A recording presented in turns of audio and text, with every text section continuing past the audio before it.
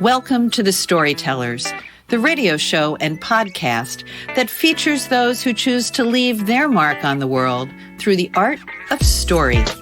I'm your host, Grace Sammon. I look forward to our time together today. Now, let's meet our storyteller. Welcome to episode 101 of the Storytellers. I am so excited to have Marybeth Massett with me today. She is a producer, an actress. She's a woman of great clarity, which you will understand in just a few moments. She has worked for over 20 years in so many aspects of the film industry and television. She has been on the actor side with Matthew McConaughey, Social Network, Gold, on the television side, Star Trek, NCIS LA, and Ray Donovan, one of my favorite series. And right now, she is starring in and producing a show that is streaming on both Apple TV and Amazon, Claire-ity. Welcome to the Storytellers microphone, Marybeth. Hi, Grace. I am so happy to be here and so happy to see you. And thank you for the opportunity to talk story with you because I'm really excited to talk about the show and everything. And I really admire your work. Oh, you're really kind. I'm so excited to have met you through our mutual friend, Claire Fullerton, brilliant novelist. So I want to do a great shout out to anyone who likes Southern Gothic, brilliant writing, Claire Fullerton, who was also lovely enough to put the two of us together in the same Zoom room. That's right. Claire is a doll. She's so incredibly talented. I absolutely love the characters she creates, and she's just a good human. She's a soulful woman. We need good women and good soulful people around us. So tell us about Claire-ity, which I thoroughly enjoyed every minute. Thank you, Grace. Well, let's see where to begin.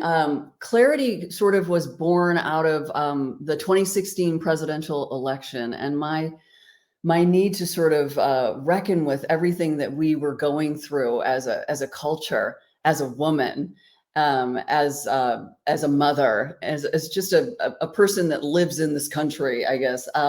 And I was just kind of, as I think we all were, very surprised. And as I took a deep dive into, why we were where we are, and also in so much caring about where we are as a culture, I just, the blinders sort of came off, and I did a dive into sort of, I guess, the media and the messages that we were being sent and told, and I had to really look at what that was doing to us. And so, just really quickly, it was a couple weeks after the election, and I was really excited to breaking the glass ceiling. I'll just say that now. However, I have friends from all over the political spectrum. I live in Malibu, and I have this gorgeous group of friends. And anyway, I had a trunk full of protest signs in my car, and I was downtown LA at the Women's March. I was at LAX for the travel ban. I mean, I had that group of friends, and we would meet and then I was going to lunch with my lady friends in Malibu, and I was so excited to be able to just download what had happened, because I had my experience. I wanted to hear what was going on with them, and got to this gorgeous group of ladies around the table, and the conversation very quickly turned to politics, and I was like, and the table was silent, and I was like, oh, okay, wow, okay, I didn't know this about you beauties, my sweeties, that they had voted the other way, and it just made me so curious. I wanted to understand them. I have family members that, that Thanksgiving was a little a little awkward. Let's just be honest. And so, because I just had this love for my friends and my family, and wanting to to be a good citizen, I felt like I needed to find a way to express myself and my confusion and sort of get back to laughing, because I feel like laughter is this thing that just breaks the glass and makes us talk about things that are uncomfortable to talk about. And so I thought, how could I do this but to satirize both sides? Yeah. And that was my mission, because I felt like I didn't understand a whole lot of what was happening on the other side. I understood my position and all of, but I didn't really get the other side. And so I was like, I don't know what this is going to turn into, but I started interviewing people that I wouldn't normally talk to. And I started watching shows that I don't normally watch. And I was so blown away when I went that. I guess what just really hit me was that, our side was accusing their side of the exact same thing that they were accusing us of. And like, my head exploded. And I was like, sorry, Grace, go ahead. No. So let's give our listeners, though, some context. Claire-ity is a, I believe, 6-episode first season, second season coming up. Yeah. So satirical work where the main character, who is beautifully portrayed by you, named Claire. Her name is Claire Vanguard. Yes, I love that. I want to talk about her last name in just a moment. But the idea that she is a ultra conservative woman, very pro, I'm going to say for you, the other side from where you are politically. Yeah. And she is trying to get elected to political office in Malibu. Right.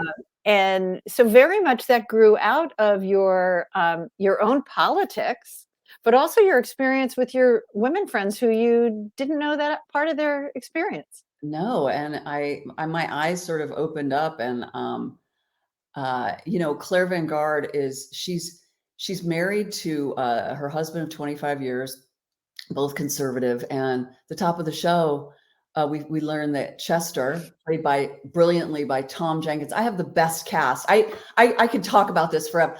I have Tom Jenkins, who plays Chester, my husband. And anyway, and I have Linda Pearl, who plays my mentor, Suzanne Mercer. And I have Joan Sweeney, and I have who plays Deborah, the sort of nemesis character who steals my husband away. She's a hippie cashier, progressive activist, Yes. and also an heiress. Malibu is very eclectic. And Alexandra Gray, who I get chills even thinking about.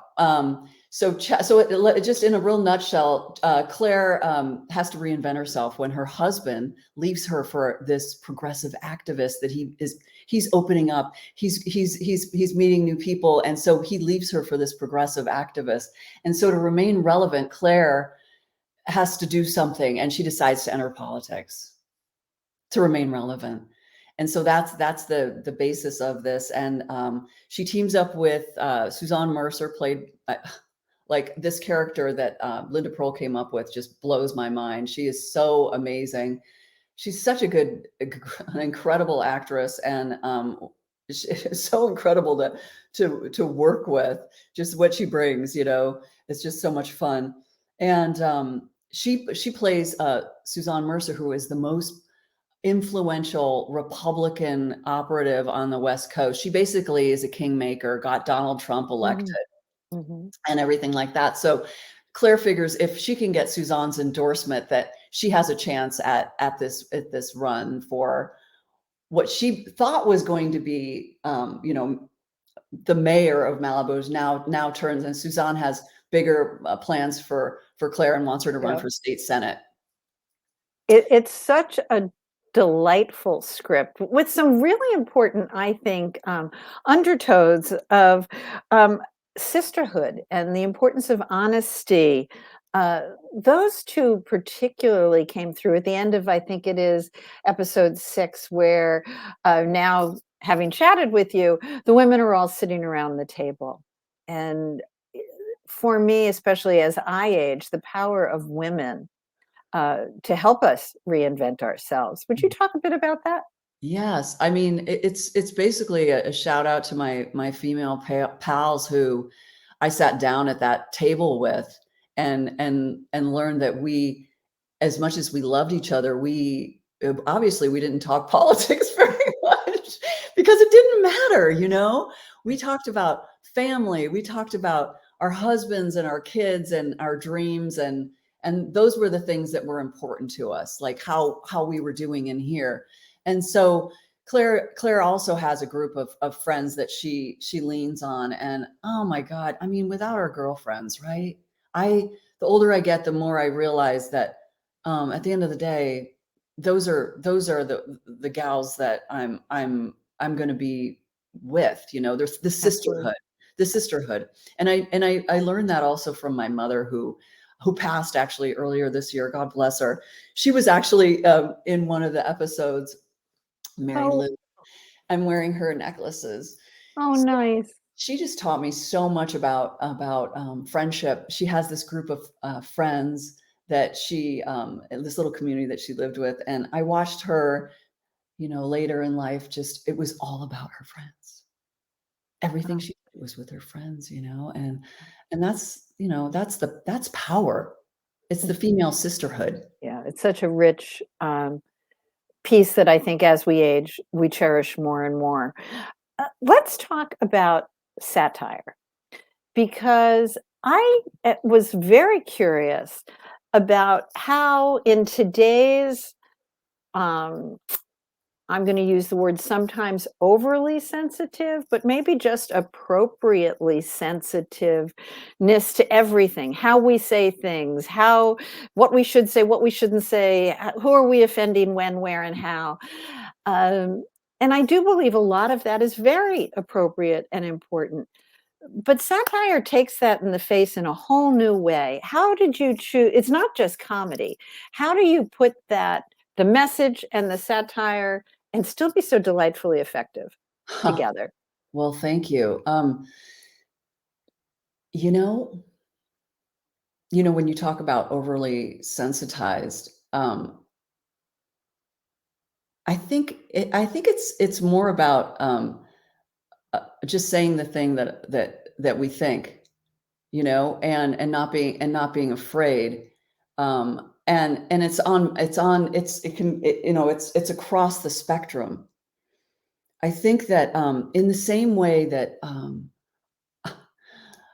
Norman Lear did it back in Yes, we had this conversation, my my husband and hero, I, before coming on air. my hero, Norman Lear. You know, I watched that kid as that. I watched that show as a kid, and I just thought, what a doofus. You know, I was like, he's saying all the wrong things, and I'm laughing. And of course, we know that he's naive and but he loves his family, and they're just trying to love him, and he just won't. And he just keeps getting himself in deeper and deeper in water. So I feel like if your character can suffer enough, they can say a lot of stuff that might not be PC. So I and you know, you have to kind of like be willing to take the gloves off and just bare your soul in a way, and just kind of go, I hope people, you know, but at the same time, you have to be courageous. You have to be courageous, because that's the whole point. The whole point is things are absurd. And we all know what the truth is. The truth is we're all the same, and all we are is love. And we just, our perspectives are all different. It's the messages that we get. It's how we send those messages, how we grow up. But we all know what the truth is. We all know that that we are equal, that we are human, all human, no matter what color you are, no matter where you come from. We're part of the same species. And Well, so I love, and you were talking about Archie Bunker. You had to be talking about Archie Bunker, right? And that incredible whole, and the things that grew out from that. But as my husband, who watched Claire-ity with me, we were talking about how does she get away with that? Right. So I was really looking forward to your response. And have you had any backlash, or how has Claire-ity met with commentary, if you will? So I kind of like to think of the character of Claire Vanguard as like the love child of Archie Bunker and Lucy. Oh, I love it. You know, because I think there's something about, especially when she gets around Suzanne, she's got really sharp elbows. She's a racist, but she loves her family. And I think you can forgive her. I think you can forgive a lot of the things that she says, because she does have that sort of like innocence about her at times. And you see that she does love her family. So have I had backlash? It's been really interesting to watch the comments. I've had people say, wow, a racist that's actually funny. Other people, I've been really blessed with a lot of great response. I think people are, they know that it's satire. Yeah. And they understand that that it's just so maybe we could laugh our way back towards each other, and I think that you have to be willing to be a fool. You have to, when you're doing your art, you have to be willing to be a fool. You have to be willing to be taken the wrong way.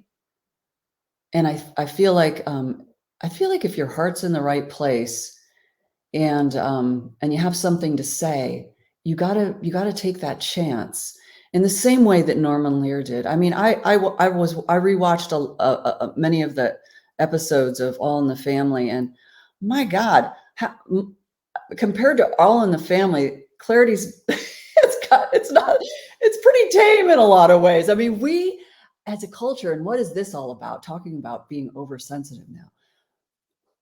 They went to the heart of so many issues in that show. I couldn't agree with you more. I'm so glad we're having this discussion. Yeah, absolutely. They were completely unafraid.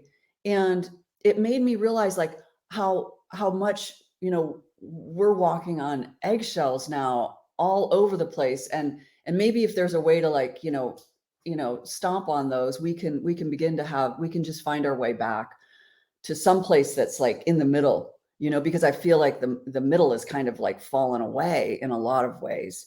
I'm not sure if I'm answering your question. No, it's absolutely, and it's not a yes or a no. It's that I think satire is a unique genre, and you handle it really beautifully. And I went exactly back to Archie Bunker and Sanford and Son, and all those different, all of that.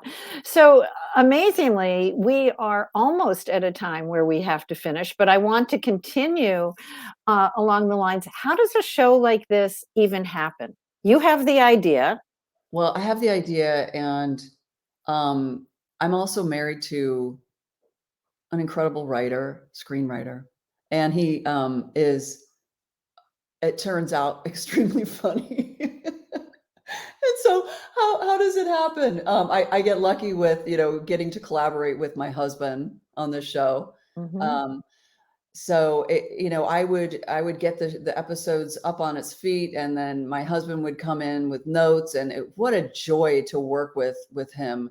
He's just an incredible, not only human, but executive producer and writer. And so, without him, without my family, without the kindness of my friends, this show doesn't happen. I'm hoping to expand my family in season 2 and make the show a little bigger, where we're planning on 8 episode half-hour seasons. So the episodes are 22 minutes, and looking for a bigger sort of platform so that more people can find the show and everything. It's streaming on Amazon and Apple TV now. You have to pay a little money. It's like $1.99 an episode, but this was made independently and with just the love and kindness of my friends and family, and produced and distributed independently too. So I just, if you got something to say, there's a way to say it, and what's come out of it is just a lot. I have the second season is just hilarious. It's her Senate run for the state Senate, and I've got my incredible cast back, and I'm going to have a couple of celebrities joining us, which is going to be really, really exciting. And I'm just so excited to make something again. We've had a little bit of a hiatus with everything, and I feel super blessed to be on this journey again. Well, and audiences will be blessed to enjoy your journey. When do you think we might be able to see season 2 of Claire-ity? Oh, thank you, Grace. Well, hopefully we'll earlier in 24 we'll be in production, and so it'll just depend on that. Maybe hopefully late in 24. Maybe it's all just going to depend on the way things unfold and everything. But I'm super excited about it, and more will be revealed as we continue on the road. The path will be illuminated. and I'm going to have to close with the fact that you named your character Claire Vanguard, which means leading, and her Vanguard means leading the way in new developments. I just loved that was the last name you chose for her, because truly you are leading the way in new developments, and I thank you for that. Grace, thank you so much. I so appreciate the time with you today. It's just been a pleasure. Well, I hope you come back in 2024 so we can talk, and we'll have another race then. And oh my goodness, we'll have a whole nother. There'll be so much to talk about, Marybeth. Thank you for joining me today at the Storytellers microphone. Thank you so much, Grace. This has been a copyrighted episode of The Storytellers by Grace Sammon and Authors on the Air, Global Radio Network. That concludes this episode of The Storytellers.